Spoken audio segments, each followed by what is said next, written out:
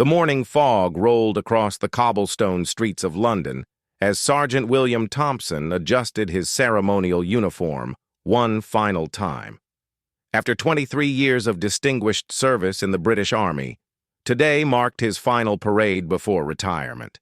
His chest gleamed with an impressive display of medals, each one telling a story of courage, sacrifice, and unwavering dedication to his country. Among the decorations was the military cross he had earned during his deployment in Afghanistan, where he had single-handedly rescued 3 wounded soldiers under heavy enemy fire. The General Service Medal caught the light as he walked, reminding him of his peacekeeping missions in Bosnia.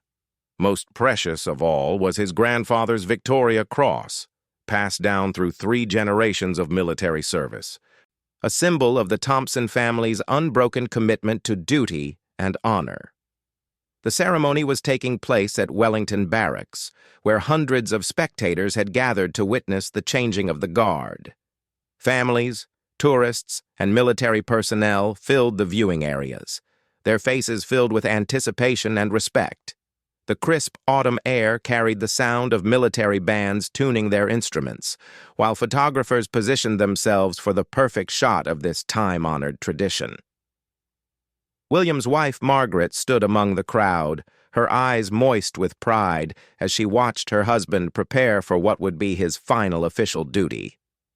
Their 2 children, now adults with families of their own, had traveled from different parts of the country to witness this momentous occasion.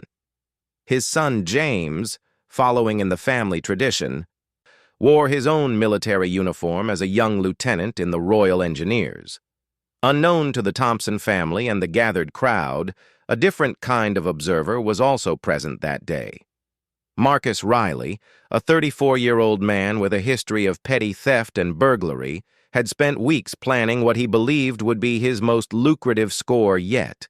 He had researched the value of military medals on the black market and knew that some of the rarer decorations could fetch thousands of pounds from unscrupulous collectors. Marcus had studied the ceremony schedule meticulously, noting the exact route the guards would take and identifying the moments when security might be most relaxed. He had even purchased a small tourist camera to blend in with the crowd, though his real purpose was far from innocent photography. His plan was simple but audacious. Wait for the perfect moment during the ceremony when attention was focused elsewhere, then make his move. The morning progressed according to schedule as the guards assembled in their pristine formation. The sight was magnificent. Rows of soldiers in their iconic red tunics and bearskin hats, their movements synchronized to perfection. The brass buttons on their uniforms gleamed in the pale sunlight, and their boots struck the ground in perfect unison as they began their ceremonial march. William felt a surge of emotion as he led his final formation. Every step was measured and deliberate, a culmination of decades spent in service to the crown. The weight of his medals against his chest served as a constant reminder of the journey that had brought him to this moment. He thought of his comrades who hadn't made it home, of the young soldiers he had mentored over the years, and of the legacy he hoped to leave behind. The crowd watched in respectful silence as the ceremony unfolded. Children pointed excitedly at the colorful uniforms while their parents explained the significance of the tradition. Tour guides whispered historical facts to their groups, and veterans in the crowd stood a little straighter, remembering their own days in service. The atmosphere was one of reverence and national pride, a moment when the entire gathering seemed united in appreciation for the military's dedication. Marcus positioned himself carefully near the edge of the crowd, close enough to make his move, but far enough away to avoid immediate detection. He had identified his target early in the ceremony. Sergeant Thompson's impressive array of medals made him the obvious choice. The thief's heart raced with anticipation as he calculated the perfect moment to strike. He noticed that security personnel were primarily focused on crowd control and protecting the perimeter, not on individual threats within the seemingly peaceful gathering. As the ceremony reached its midpoint, a brief pause occurred while the commanding officer delivered a speech honoring the retiring soldiers. This was the moment Marcus had been waiting for. The crowd's attention was completely focused on the speaker, and even the guards remained at attention, their eyes fixed forward. It was now or never. With practiced stealth born from years of criminal activity, Marcus began to move through the crowd.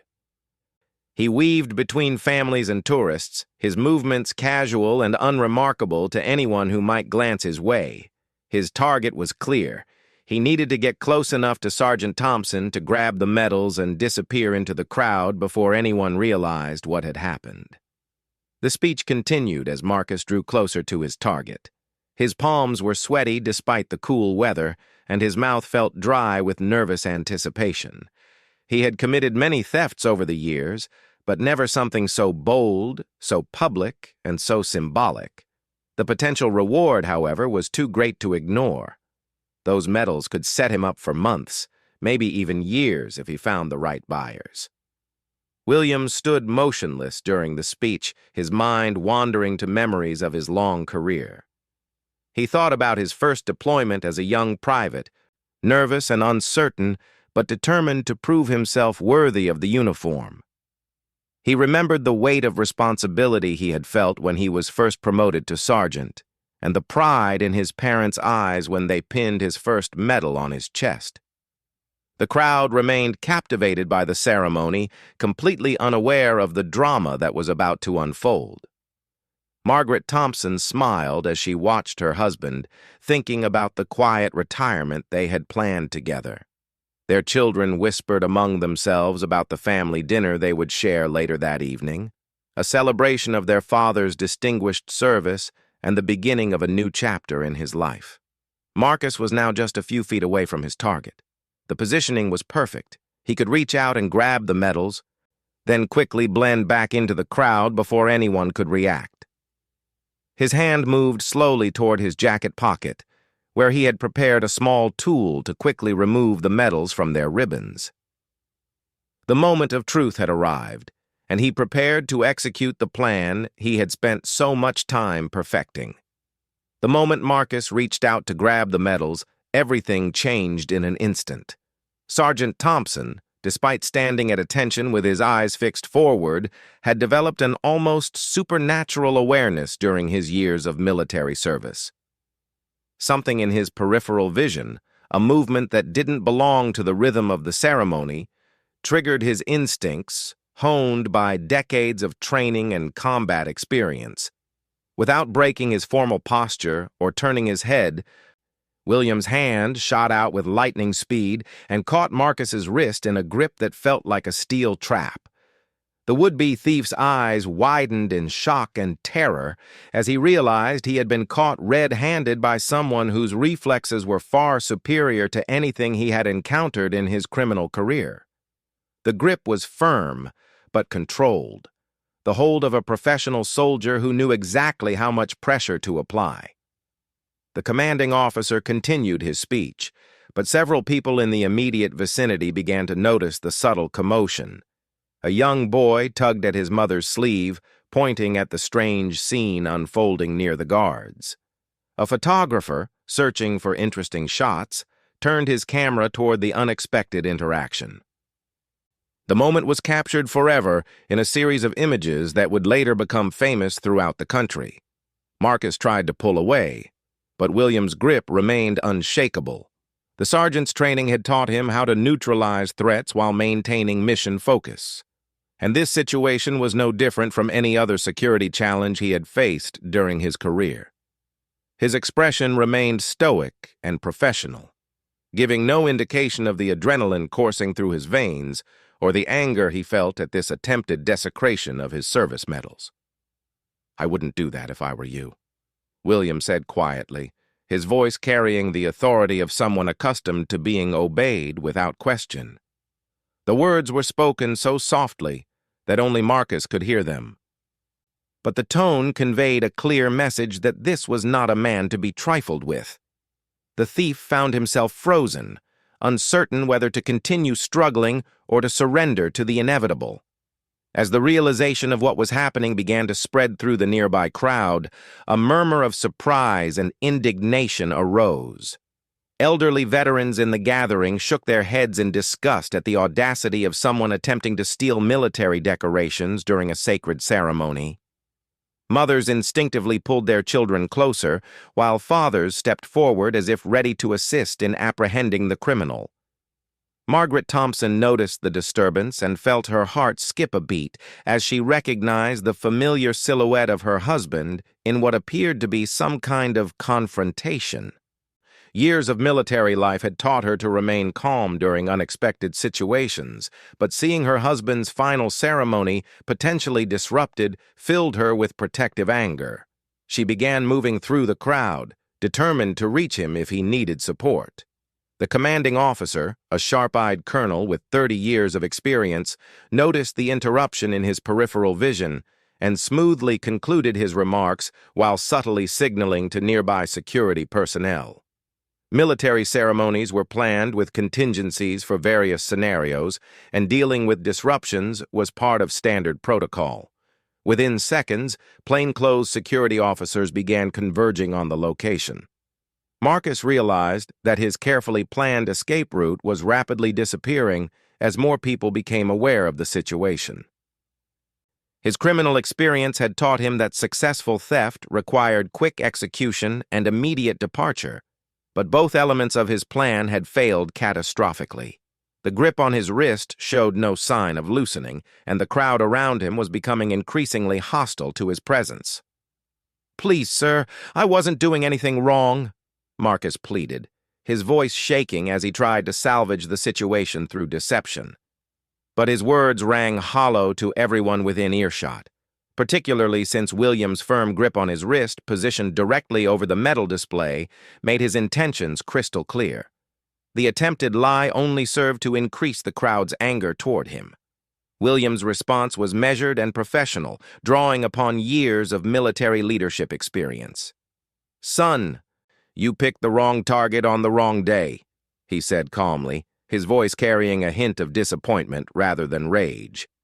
It was the tone of someone who had seen enough of human nature to understand criminal motivations, but still found them deeply sad rather than simply infuriating. The nearby security personnel reached the scene just as William made a decision that would define the entire encounter. Instead of immediately turning Marcus over to the authorities, the sergeant loosened his grip slightly and looked directly into the young man's eyes for the first time. What he saw there wasn't the hardened gaze of a career criminal, but something that reminded him of the frightened young soldiers he had mentored throughout his career. "Tell me something," William said quietly, his voice taking on an almost paternal tone. "What's your name, and what brought you to this point in your life?" The question caught Marcus completely off guard. In all his years of criminal activity, no victim had ever asked him such a personal question. Most people either cowered in fear or reacted with pure anger, but this response was entirely outside his experience. "Marcus," he replied hesitantly, unsure why he was answering honestly, but unable to resist the commanding presence of the man who held him. "Marcus Riley." Something in the sergeant's demeanor made him feel compelled to continue. I needed money. My daughter's sick, and I can't afford the medical bills. I thought this would solve everything." The crowd that had gathered around them seemed to sense that something unexpected was happening. The angry murmurs began to quiet as people strained to hear the conversation between the soldier and the thief.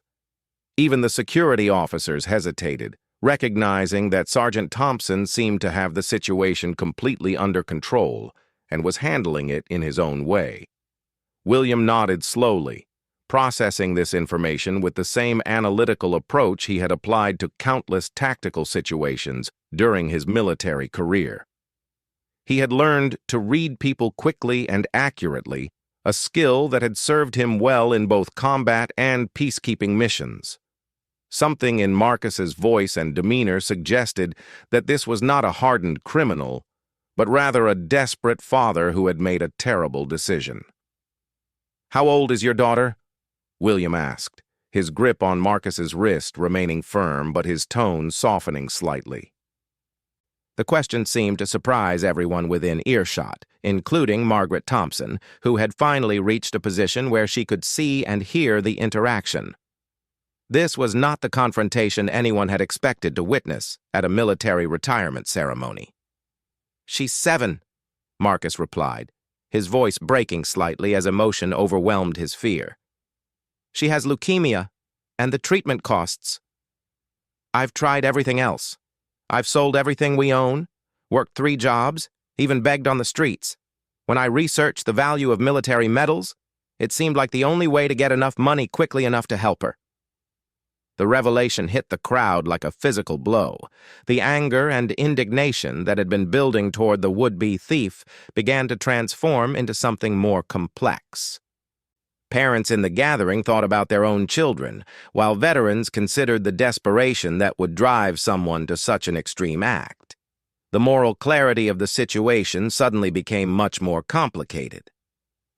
William was quiet for a long moment, his military bearing unchanged, but his eyes reflecting deep thought.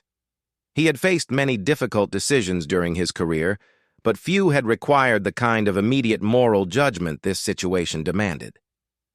The ceremony continued around them, but for those close enough to witness this unexpected encounter, time seemed suspended as they waited to see how this remarkable confrontation would resolve. William slowly released Marcus's wrist, but instead of stepping away or calling for security, he did something that left everyone watching completely speechless. He reached up to his chest and carefully removed one of his medals, the General Service Medal he had earned during peacekeeping operations in Bosnia. The ribbon was slightly faded from years of wear, but the medal itself gleamed in the afternoon light. "This medal represents 6 months of my life spent trying to protect children in a war zone," William said quietly, holding the decoration in his open palm.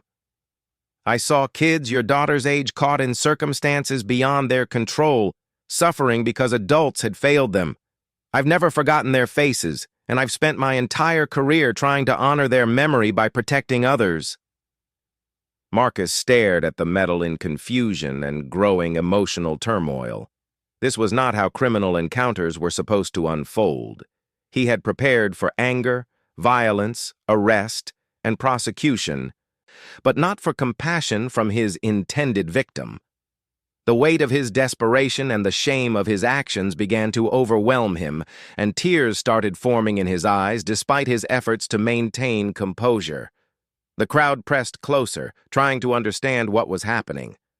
Margaret Thompson moved to her husband's side, her face reflecting both pride and concern as she watched him handle this unprecedented situation. She had witnessed her husband's compassion countless times during their marriage, but never under circumstances quite like these. The security officers remained at a respectful distance, recognizing that the sergeant was diffusing the situation more effectively than any official protocol could have achieved. "I can't accept this," Marcus said, his voice barely audible as he looked at the medal. "I tried to steal from you. I don't deserve your kindness." The admission seemed to cause him physical pain, as if speaking the words forced him to confront the full reality of what he had attempted to do. His entire body trembled as the adrenaline from his failed crime gave way to emotional exhaustion. William studied the young man's face carefully, seeing something that reminded him of soldiers under his command who had made mistakes but were genuinely remorseful. His years of leadership experience had taught him the difference between manipulative criminals and people who had simply reached the end of their resources and made desperate choices. Everything about Marcus suggested he fell into the latter category. "Son, we've all done things we're not proud of when we felt trapped," William replied gently.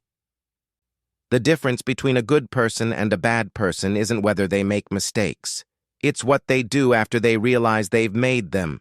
You could have lied to me about your daughter, but you told me the truth. That tells me something important about who you really are." The sergeant looked around at the gathered crowd, many of whom were openly weeping as they witnessed this extraordinary display of human compassion. He saw veterans nodding in approval, understanding the military principle that the strongest response to weakness is not punishment, but guidance. Parents in the audience thought about their own children and the lengths they might go to protect them in desperate circumstances. "I'm not giving you this medal," William continued, closing his hand around the decoration. "But I am going to help you find another way." He reached into his jacket pocket and withdrew a small notepad and pen, writing something quickly before tearing off the page and handing it to Marcus. "This is the name and phone number of a charity organization that specializes in helping families with medical expenses. They've helped soldiers' families, and they'll help yours too." Marcus took the paper with shaking hands, staring at the information written in William's precise military handwriting. The name of the organization was accompanied by a personal reference number and a note indicating that Sergeant Thompson had recommended Marcus for emergency assistance. It was more than a gesture of forgiveness. It was a concrete solution to the crisis that had driven him to contemplate theft. "But there's a condition," William added, his voice taking on the firm tone of a military commander giving orders. "You're going to come with me to the police station after this ceremony, and you're going to tell them exactly what happened here today. You're going to accept responsibility for what you tried to do, and you're going to commit to getting help so you never find yourself in this situation again." The crowd murmured their approval at this balanced approach. Justice would still be served, but it would be tempered with mercy and focused on rehabilitation rather than simple punishment. Several veterans in the gathering began discussing among themselves how they might contribute to helping Marcus's daughter, while others pulled out their phones to research the charity organization William had recommended. Marcus nodded eagerly, overwhelmed by the unexpected turn of events. "Yes, sir. I'll do whatever you say. Thank you. I don't understand why you're helping me, but thank you." His voice broke completely as the full emotional impact of the encounter hit him. For the first time in months, he felt something other than desperation and hopelessness. "I'm helping you because someone helped me once when I needed it," William replied simply. "When I was a young soldier, I made some poor choices and found myself in trouble. An older sergeant took the time to set me straight instead of just throwing me to the wolves. He taught me that the real measure of a man isn't whether he falls down, but whether he gets back up and helps others do the same." The ceremony was drawing to a close, and William needed to return to his formation for the final parade sequence. But before he left Marcus with the security officers, he did something that would be remembered by everyone present for the rest of their lives. He saluted the young man, offering him the same gesture of respect he would give to a fellow soldier. "Take care of your daughter," William said as he prepared to rejoin his unit. "And remember that accepting help isn't a sign of weakness. It's a sign of wisdom. We all need each other to get through this life." With that, he turned and walked back to his position in the formation, leaving Marcus in the care of security officers who had been quietly briefed on the situation. The remainder of the ceremony proceeded without incident, but the atmosphere had been transformed by what everyone had witnessed. Instead of focusing solely on the military pageantry, the crowd found themselves thinking about compassion, redemption, and the power of choosing kindness over punishment. The story of Sergeant Thompson's response to the would-be thief spread through social media within hours, touching hearts around the world. 6 months later, Marcus Riley sent a letter to William Thompson, now enjoying his retirement. The letter included a photograph of his daughter, healthy and smiling after successful treatment funded by the charity organization William had recommended, along with contributions from numerous strangers who had been moved by their story. Marcus had completed his community service and was working as a volunteer for the same charity that had saved his family, helping other desperate parents find legal alternatives to crime. William kept the letter in his study, alongside his military commendations and family photographs. When visitors asked about it, he would simply smile and say that sometimes the most important battles are fought not with weapons, but with understanding.